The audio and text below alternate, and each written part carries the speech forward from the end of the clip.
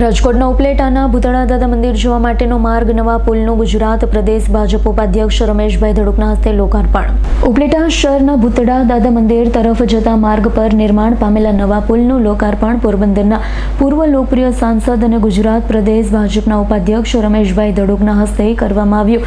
આ તકે નગરપાલિકા પ્રમુખ વર્ષાબેન ગજેરા, ઉપપ્રમુખ જિજ્ઞાબેન વ્યાસ, મયુરભાઈ સુવા, મનોજભાઈ નંદાણીયા, મજબૂતભાઈ હુંબલ, જયેશભાઈ ત્રિવેદી, શહેર ભાજપ પ્રમુખ दीपकभाई सुवा, दानभाई चंद्रवाडिया, निकुलभाई चंद्रवाडिया, सूरजभाई डेर, राजभाई वाडेर, विनुभाई चंद्रवाडिया, कमलेशभाई भाराई, भायाभाई मोरी, अजयभाई जागाणी, अश्विनभाई लाडाणी, अमितभाई वसफेलिया, महेशभाई सुवा, परबतभाई बारैया, रघुभा सरवैया, विक्रमसिंह सोलंकी, निमित पानसरा, मयूर वाघेला तथा भारतीय जनता पार्टीना तमाम आगेवान सहित खेडूतो, भाईओ बहनों, युवानो मोटी संख्यामां उपस्थित रह्या हता।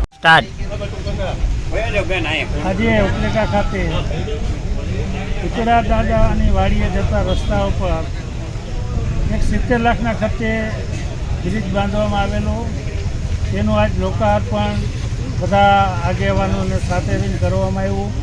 તેમાં નગરપાલિકાના પ્રમુખશ્રી, તમામ નગરપાલિકાના સભ્યશ્રીઓ, કારોબારીના ચેરમેનશ્રી, ઉપપ્રમુખશ્રી તેમજ શહેર ભાજપના પ્રમુખશ્રી અને શહેરના બધા ભાજપના આગેવાનોને સાથે રહી અને તમામ ખેડૂતોને સાથે રાખી અને લોકાર્પણ કરવામાં આવ્યું છે।